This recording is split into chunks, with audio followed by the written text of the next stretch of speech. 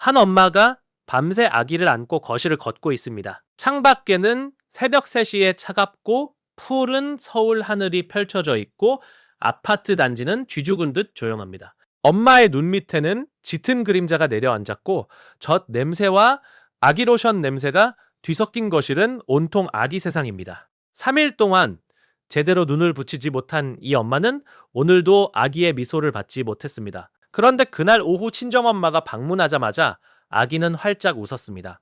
그 순간 이 엄마의 심장에는 혐오할 수 없는 혼란이 스쳤을 것입니다. 이건 단순히 감정의 문제가 아닙니다. 이건 아기 뇌 속에서 벌어지는 정교하고 놀라운 심리 메커니즘의 문제입니다. 오늘 우리는 아기가 왜 엄마보다 낯선 사람에게 더 잘 웃는지 그 진짜 배밀을 파헤쳐 볼 것입니다. 이 이야기는 단순한 육아 상식을 훨씬 넘어섭니다. 심리학자들이 수십 년 동안 추적해온 애착 과학의 핵심 진실이 여기 담겨 있습니다. 그리고 이 비밀을 알고 나면 아기가 보내는 신호를 완전히 새로운 눈으로 보게 될 것입니다. 먼저 아기의 웃음이 어떻게 시작되는지 그 출발점부터 살펴봐야 합니다. 갓 태어난 신생아는 사실 아무에게나 웃지 않습니다.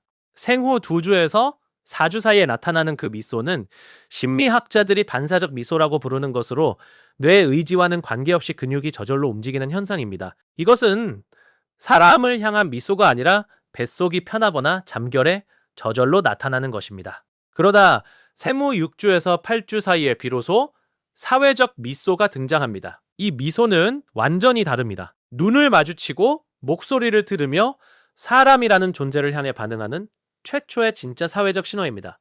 이 시점부터 아기의 뇌는 놀라운 속도로 세상을 분류하기 시작합니다. 그렇다면 생후 8주 이후의 아기에게는 무슨 일이 벌어지는 것일까요? 이 시기 아기의 뇌는 성인 뇌의 25% 크기에 불과하지만 하루에 무려 1000개의 새로운 신경 연결을 만들어내고 있습니다. 그리고 이 폭발적인 뇌 성장의 중심에 있는 것이 바로 사람을 구별하는 능력입니다. 아기는 자신에게 자주 등장하는 사람, 즉 주 양육자를 점점 더 정확하게 인식하기 시작합니다.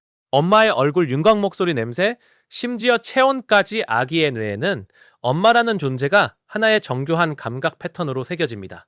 그런데 바로 여기서 역설이 시작됩니다. 아기에게 엄마는 이미 너무 익숙한 자극입니다. 심리학에서는 이것을 익숙해짐이라고 부릅니다. 우리가 오래된 노래를 들을 때 처음 들을 때만큼 설레지 않는 것과 같은 원리입니다. 반면 일달에 입원 오는 할머니나 친구는 아기에게는 여전히 새롭고 흥미로운 자극입니다. 인간의 뇌는 새로운 자극에 더 강하게 반응하도록 설계되어 있습니다. 이것은 생존을 위한 본능입니다. 낯선 환경의 변화를 빠르게 인식해야 살아남을 수 있기 때문입니다. 아기의 뇌도 그 본능을 그대로 따릅니다. 새로운 얼굴이 나타나면 뇌에서는 도파민이 분비되고 아기는 본능적으로 흥분하고 반응합니다. 이것이 첫 번째 비밀입니다.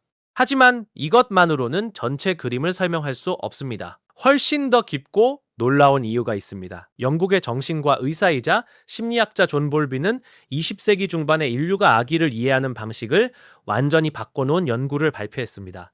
그는 아기와 주 양육자 사이의 심리적 유대를 애착이라고 명명했습니다. 볼비의 연구에 따르면 아기는 주 양육자를 단순히 젖을 주는 사람으로 인식하지 않습니다. 아기에게 주 양육자는 세상 전체이자 생존의 기반 그 자체입니다. 이것을 심리학에서는 안전기지라고 부릅니다. 아기는 엄마라는 안전기지가 있기 때문에 비로소 낯선 세상을 향해 웃음을 내보낼 여유가 생깁니다. 여기서 정말 중요한 역설이 등장합니다. 안전기지가 너무 견고하게 형성된 아기는 오히려 그 기지에서 편안하게 불만과 긴장을 드러냅니다. 엄마 앞에서는 웃음을 아끼고 하루 동안 눌러뒀던 긴장과 피로와 불편함을 마음껏 쏟아냅니다. 반면 새로 등장한 사람 앞에서는 최선을 다해 좋은 인상을 주려는 듯 아기의 사회적 본능이 발동합니다. 메리 에인스워스는 볼비의 이론을 바탕으로 낯선 상황 실현이라는 유명한 연구를 진행했습니다. 이 실험에서 안정 애착이 형성된 아기들은 엄마와 헤어질 때 울다가도 엄마가 돌아오면 빠르게 진정하고 다시 탐색을 시작했습니다. 이것이 핵심입니다. 엄마에게 더 많이 오는 것은 애착이 약한 증거가 아니라 오히려 애착이 강하다는 증거입니다. 아기는 엄마를 가장 안전한 피난처로 인식하기 때문에 엄마 앞에서만 자신의 진짜 감정을 숨기지 않고 드러낼 수 있는 것입니다. 그렇다면 아빠에게 더 잘 웃는 경우는 어떻게 설명할 수 있을까요? 이것도 같은 심리 원리로 설명됩니다. 특히 직장에 다니는 아빠의 경우 하루 종일 아기 곁에 없다가 저녁에 등장하면 아기 입장에서는 신선한 자극이 됩니다. 게다가 아빠는 엄마와는 다른 방식으로 아기와 상호작용합니다. 연구에 따르면 아빠는 아기를 번쩍 들어 올리거나 역동적인 신체 놀이를 하는 경향이 있어서 아기에게 더 강한 흥분과 기쁨의 신호를 만들어냅니다. 이제 현실 속 사례를 들여다볼 시간입니다. 인터넷 유아 커뮤니티에는 이런 이야기가 넘쳐납니다. 아기를 홀로 돌보는 엄마들이 자책합니다.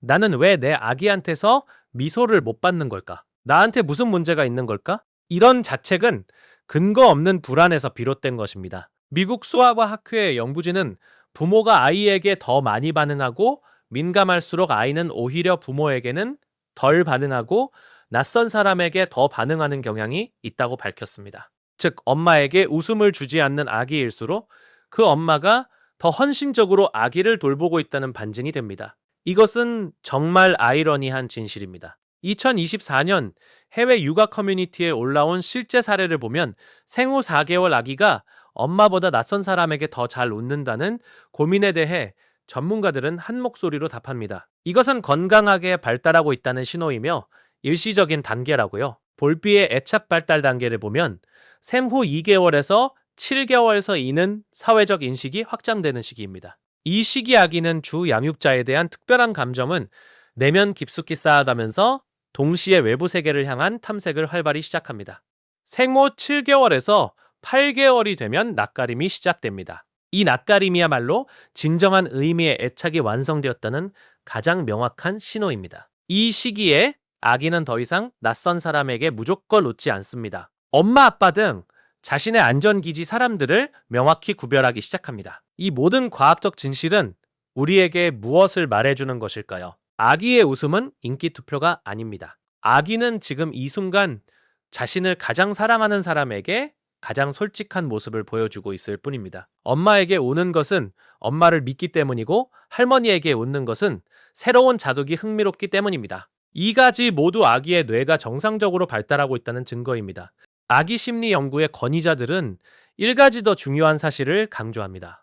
아기의 웃음에 일관되게 반응해주는 양육자가 결국 아기의 삶 전체에 가장 깊은 흔적을 남긴다는 것입니다. 지금 당신의 아기가 당신에게 웃지 않더라도 걱정하지 마세요.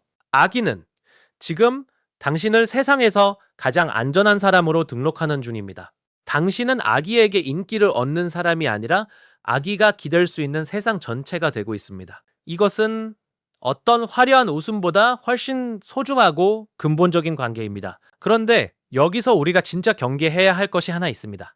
아기가 생후 4개월이 지나도 그 누구에게도 사회적 미소를 보이지 않는다면 그것은 전문가와 상담이 필요한 신호일 수 있습니다. 사회적 미소는 아기의 시각인지 사회성 감정이 동시에 발달하고 있음을 알려주는 종합지표이기 때문입니다. 당신 곁의 아기는 지금 이 순간도 세상을 배우고 있습니다. 아기가 낯선 사람을 보고 방긋 웃을 때 그 웃음이 가능한 것은 당신이 쌓아준 든든한 안전기지 덕분입니다. 그 사실만 기억해 주세요. 오늘 영상이 마음에 드셨다면 구독과 좋아요를 눌러주세요. 아기 심리 관련 더 깊은 이야기는 다음 영상에서 계속됩니다.